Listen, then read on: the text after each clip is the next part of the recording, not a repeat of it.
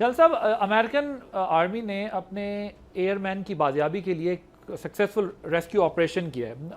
अमेरिकी प्राइड की बहाली के लिए कितना इम्पोर्टेंट था आपके ख्याल में, और क्या इस कार्रवाई की कामयाबी जो है वो इतनी है कि हम ये देख सकें कि जो वो अगला क्लेम कर रहे हैं कि न्यूक्लियर मटेरियल हासिल करने के लिए भी एयरबोर्न ऑपरेशन की बातें हो रही हैं, यहाँ तक भी जा सकते हैं? Is it possible?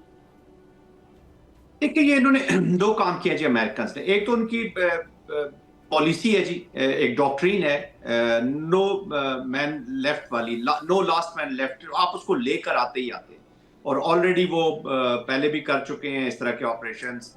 वियतनाम में भी किया और उसके अलावा भी कर चुके हैं। देखिए, और दूसरी चीज उन्होंने टेस्ट किया है जी कि बूट्स ऑन ग्राउंड का C-130 गए हैं।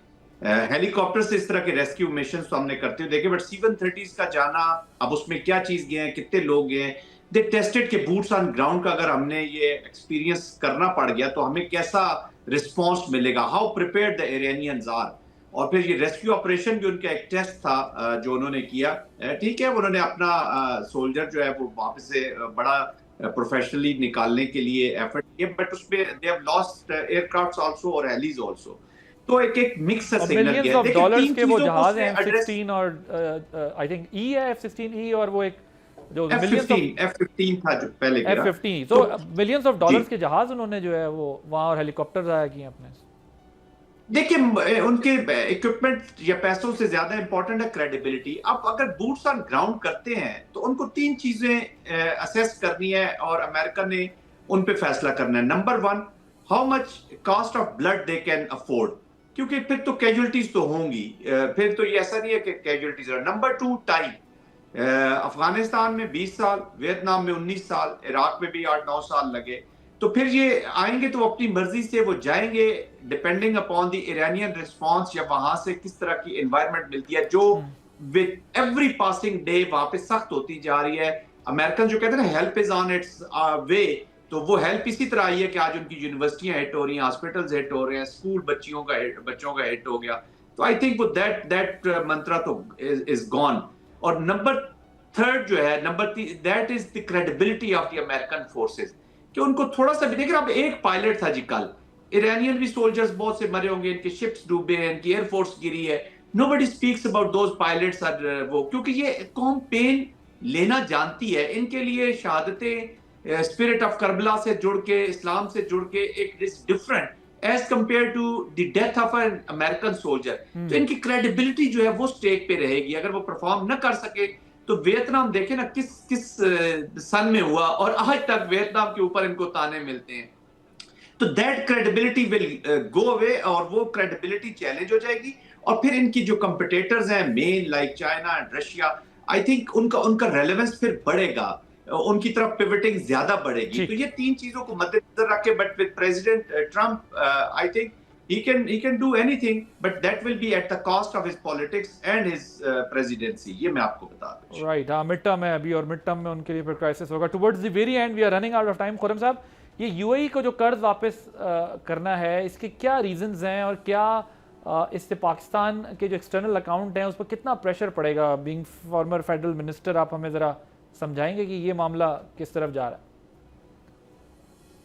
जी, सबसे मुश्किल काम इस मामले में ये है कि बंदा क्या साराइयों से दूर रहे कि ये किस बुनियाद पर हुआ है। क्योंकि ये ज़रूर है कि यूएई ने अब हालिया सालों में, और ये एक हकीकत है जिसका हमें इदराक होना चाहिए, अपने आप को बहुत करीब किया है इसराइल के, नंबर एक। उसके साथ ज़ाहिर है अमेरिका भी जुड़ा हुआ है एलाइज के साथ। और दूसरा, इस जो बहुत कुर्बत की है इसराइल से, उसकी वजह से हमने देखा, अभी ज्यादा दिनों की बात नहीं है, मैं 2 महीने पहले, कि यूएई और सऊदी अरब के दरमियान भी अब इख्तलाफात या कम से कम कोई दरार का आगाज हो चुका है। तो ये भी इस जंग का एक नतीजा है कि जो जीसीसी, जो एक यूनाइटेड फ्रंट आमतौर पे होता था, वक्तन फक्तन उसके दरारें आती थी, लेकिन सऊदी अरब और कुवैत के चूंकि जो सरबराह थे वो सबसे ज्यादा उम्र रसीदा थे, उनकी इज्जत की जाती थी बतौर बुजुर्ग के, उनके जरिए ये मामलात को दोबारा एक मुत्तहिदा फ्रंट के तौर पे आ जाते थे। इस जंग के बाद ये मुमकिन नहीं रहेगा और ये एक बड़ी दरारें डेवलप होंगी। इस तमाम जो गजा का एक इतना भयानक वाकया हुआ, 70,000 से ज्यादा फलस्तीनियों को इसराइल ने शहीद किया, बच्चों को शहीद किया, लेकिन उस तमाम दौरान इसराइल और यूएई के दरमियान एयर फ्लाइट्स जारी रहीं। इसराइली सिटीजन छुट्टियां मनाने यूएई आते रहे और उनके जो दरमियान कारोबारी ताल्लुकात है वो भी बढ़े। तो उसमें अगर मैं बहुत ही मोहतात रह के इसके क्या असराई करूं तो वो यही इशू है कि वक्त के साथ साथ पाकिस्तान ने जो एक बहुत न्यूट्रलिटी का स्टैंड लिया है ठीक, और कोशिश की है कि ईरान और अरब ममालिक के दरमियान जंग ना हो, अमेरिका के बिहेस्ट पे या किसी भी बिहेस्ट पे गालिबन यूएई का ख्याल ये था कि पाकिस्तान एक फर्क पॉलिसी ले, जिसका एक नतीजा हमने इस रीपेमेंट की सूरत में देखा है। Right, fair enough. मैजर साहब, वक्त थोड़ा कम है, मैं चाहता हूं अगर 30 सेकंड्स में आप और 30 सेकंड में जनरल साहब भी इसको कंक्लूड कर दें जरा।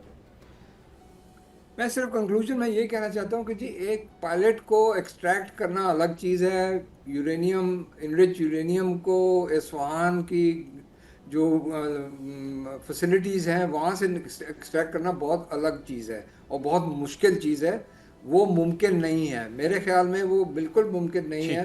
ये जिस किस्म की कोशिश कर ले अमेरिकन, लेकिन वो बहुत ही एक मुश्किल और ख़तरनाक ऑब्जेक्टिव बन जाएगा, क्योंकि वहाँ से रेडिएशन फैल सकता है और वो रेडिएशन सारे खित्ते में फैलेगा। राइट, आपके लिए पॉसिबल नहीं। 30 सेकंड जनरल साहब। जी देखिए, मैं अब्बासी साहब यही कहूंगा कि हम इस वक्त तो अमेरिका की बात कर रहे हैं और ईरान को भी हम कह रहे हैं कि स्ट्रेटेजिकली बहुत बेहतर पोजीशन पे है। कब तक रहेगा, this is yet to be seen. ये जंग के अपने ही एंगल्स होते हैं जी, जंग की अपनी आउटकम्स होती हैं। आज हो सकता है आप operationally strategically at a better place हो और कल आप ना हो, ऐसा कोई आपका नुकसान हो जाए, आपका कोई ऑपरेशनल ऐसी फेलियर्स हो जाए या डिप्लोमेटिक, क्योंकि अभी तो फ्रेंड्स आपको अवेलेबल हैं किसी न किसी शक्ल में, क्योंकि इसके बाद ईरान ने एक नए इस रीजन में एक नई अप्रोच के साथ जाना है। तो आई थिंक ऑफ रैंप तीनों का टिपिंग पॉइंट आया हुआ है, इनको ऑफ रैंप की जरूरत है और पाकिस्तान और ये वाला जो कार्ड है, this is the best of ramp available to them. Subscribe करें और बेल दबाएं ताकि कोई खबर रह न जाए।